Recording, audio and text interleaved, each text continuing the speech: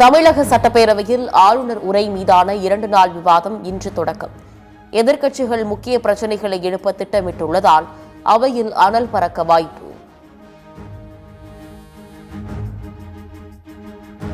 கர்நாடக சட்டமன்ற கூட்டத்தொடர் இன்று ஆளுநர் உரையுடன் தொடங்குவதில் சிக்கல். சட்டப்பேரவை கூட்டத்தொடரில் உரையாற்ற ஆளுநர் தாவர் சந்த் கெலாட் மறுப்பு என தகவல்.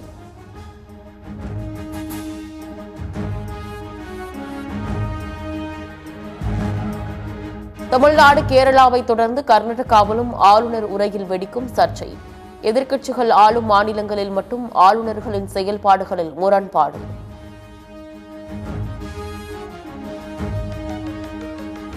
பிரதமர் மோடி கலந்து கொள்ளும் கூட்டத்தில் பங்கேற்க தனக்கு இதுவரை அழைப்பு வரவில்லை. திமுகவிற்கு செல்வீர்களா என்ற செய்தியாளர்களின் கேள்விக்கும் ஓ பன்னீர்செல்வம் பதில்.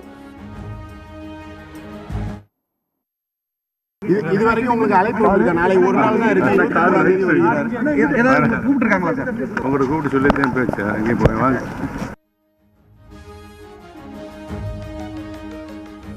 அன்புமணியுடன் தமிழ்நாடு பாஜக தேர்தல் பொறுப்பாளர் பியூஷ் கோயல் ஆலோசனை. வரும் சட்டமன்ற தேர்தல் திமுக அதிமுக இடையேதான் போட்டி என அன்புமணி பேட்டி. அதனால இந்த தேர்தல் திமுகவுக்கும் அண்ணா திமுகவுக்கும் நடக்கின்ற தேர்தல் இது. அதுதான். ஆனால் அதை அது ஒரு பேசும் பொருளாக வரக்கூடாதுன்னு சொல்லிட்டு உடனே அதை திசை திருப்புவதற்காக உடனே பாஜக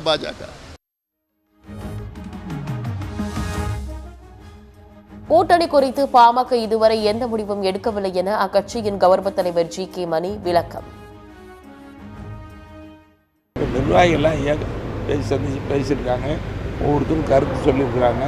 இந்த விரைவில் முடிவு அறிவிப்பேன். ஏன்னா எல்லாருமே இழுத்துட்டு போயிட்டே இருக்குது. அதனால் எந்த முடிவும் இப்போ எடுக்கலை, எந்த முடிவும் சொல்லலை. நிர்வாகிகளை கலந்து பேசுகிறதோடு இருக்குது. மீண்டும் பேசி உங்களுக்கு நல்ல செய்திகளை சொல்லுவோம்.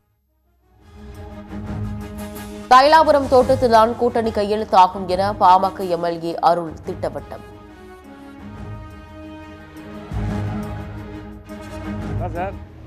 விரைவில் நல்லா நடக்கும். ஆனால் கையெழுத்து போடுறது இங்கே தான் கையெழுத்து போடுவார் ஐயா. தைலாபுரத்து இடத்துல கையெழுத்து போடுவார். அது எந்த மாற்று கருத்து இல்லை.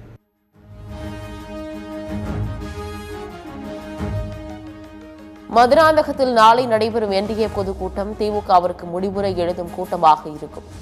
ஊழல் நிறைந்த திமுக ஆட்சியை வீட்டுக்கு அனுப்புவோம் என மத்திய அமைச்சர் பியூஷ் கோயல் பேட்டி.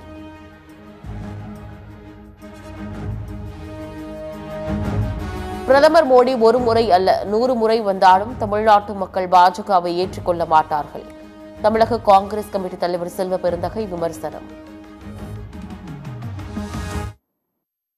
ஆகவே இந்த கூட்டணி தமிழ்நாட்டு மக்களால் நிராகரிக்கப்பட்ட என்டிஏ கூட்டணி. மோடி ஒரு முறை இல்லை 100 முறை வந்தாலும் தமிழ்நாட்டு மக்கள் ஏற்றுக்கொள்ள மாட்டார்கள்.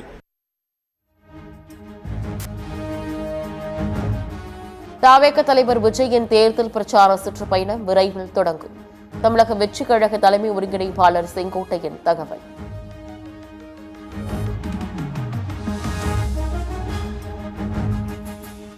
கோவை கொடிசியா மைதான கண்காட்சியில் தொழில்நுட்ப கோளாறால் அந்தரத்தில் தொங்கிய ரோலர் கோஸ்டர்.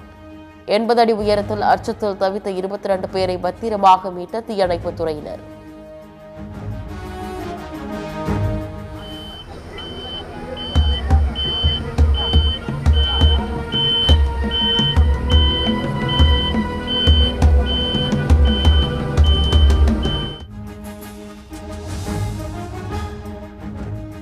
தூத்துக்குடி மாவட்டத்தில் 4 வயது பெண் குழந்தை பாலியல் வன்கொடுமை செய்யப்பட்டு கொலை.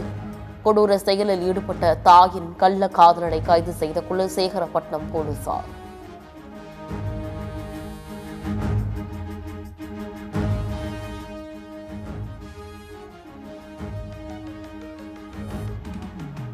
தமிழ்நாட்டில் சிக்கன் குனியா அதிகரிப்பதை கட்டுப்படுத்த உரிய நடவடிக்கை எடுக்க வேண்டும்.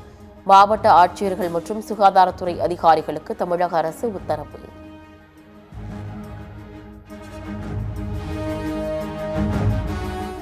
சத்தியமங்கலம் அரசு மருத்துவமனையில் மருத்துவர்கள் பணியில் இல்லாததால் நோயாளிகள் அவதி. நேற்று காலை சிகிச்சைக்காக நீண்ட வரிசையில் காத்திருந்த நோயாளிகள் ஒரு மருத்துவர் கூட இல்லை என குற்றச்சாட்டு.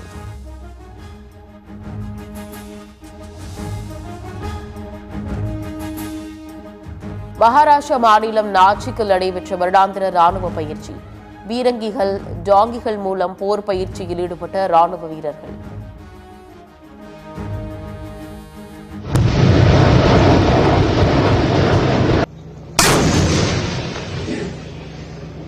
The observation post officer moving all helicopter category.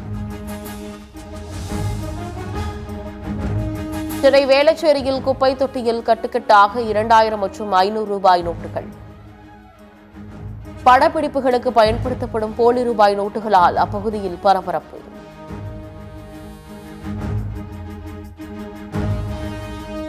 இந்தியாவில் தொழில் செய்வது மிகவும் கடினம் என பாலிவுட் நடிகை ரிமி சென் குற்றச்சாட்டு. மத்திய அரசு ஒரே இரவில் கொள்கைகளை மாற்றுவதாக துபாயில் ரியல் எஸ்டேட் தொழில் செய்யும் ரிமி சென் கருத்து.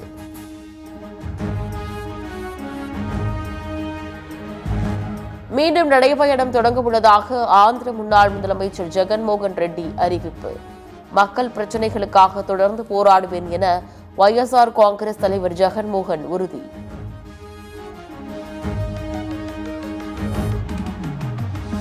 பராமரிப்பு பணியால் சென்னை பிராட்வே பேருந்து நிலையத்திலிருந்து வரும் 24ஆம் தேதி முதல் பேருந்துகள் இயக்கப்படாது.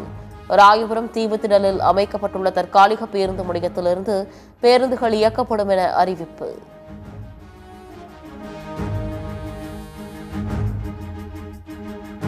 ஆளுநர் உரையின்றி தமிழக சட்டப்பேரவை நடைபெறும் என்று தமிழக அரசு கொண்டுவரவுள்ள தீர்மானத்தை வரவேற்கிறோம். புதுச்சேரி முன்னாள் முதலமைச்சர் நாராயணசாமி அறிவிப்பு.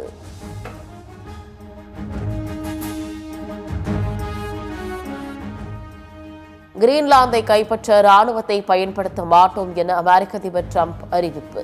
கிரீன்லாந்து விவகாரத்தில் ஆதரவு அளிக்காத நாடுகளுக்கான கூடுதல் வரி விதிப்பு மிரட்டலையும் கைவிட்ட டிரம்ப். அமெரிக்காவுடனான வர்த்தக ஒப்பந்தத்தை தற்காலிகமாக நிறுத்திய ஐரோப்பிய ஒன்றியம்.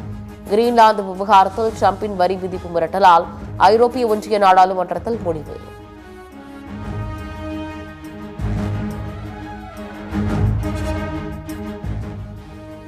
டென்மார்க் நன்றியற்ற முறையில் செயல்படுவதாக உலக பொருளாதார மாநாட்டில் டிரம்ப் குற்றச்சாட்டு. குடியேற்றத்தால் பாதிக்கப்பட்டுள்ள ஐரோப்பா சரியான திசையில் செல்லவில்லை என்றும் பேச்சு.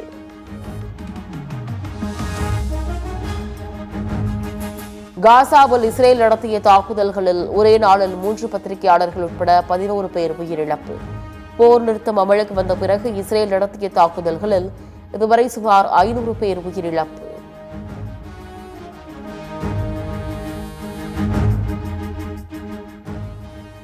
அமெரிக்க அதிபர் டிரம்பின் அழைப்பை ஏற்று காசா அமைதி வாரியத்தால் இணைந்த பாகிஸ்தான்.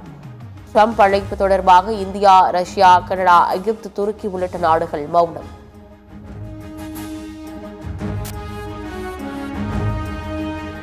உக்ரைனில் வெப்பநிலை -20 டிகிரிக்கு கீழ் குறைந்துள்ளதால் மக்கள் கடும் பாதிப்பு. உக்ரைனின் மின் கட்டமைப்புகளை ரஷ்யா தாக்குவதால் ஹீட்டர் உள்ளிட்டவற்றை பயன்படுத்த மின்சாரமின்றி மக்கள் அவதி.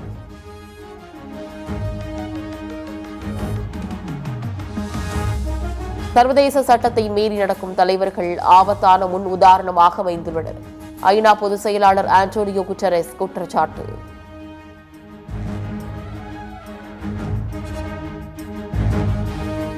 இந்தோனேஷியாவின் மத்திய ஜாவா பகுதியை தாக்கிய சூறாவளி. வாகனங்கள், வீட்டின் மேற்கூரைகள் தூக்கி எறியப்பட்ட காட்சி.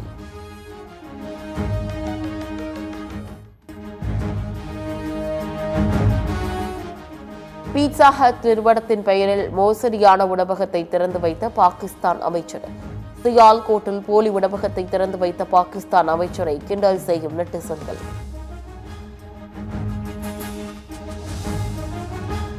நியூசிலாந்திற்கு எதிரான முதல் T20 கிரிக்கெட் போட்டியில் இந்தியா அபார வெற்றி. 48 ரன்கள் வித்தியாசத்தில் நியூசிலாந்தை வீழ்த்தி T20 தொடரில் இந்தியா முன்னிலை.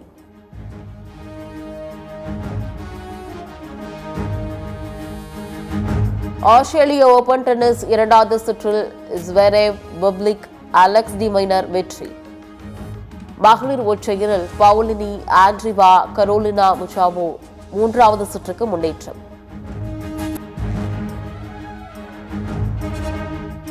இந்தோனேஷியா மாஸ்டர்ஸ் பேட்மிண்டனில் PV சிந்து, லக்ஷயா சென், ஸ்ரீகாந்த், கிடாம்பி இரண்டாவது சுற்றுக்கு தகுதி.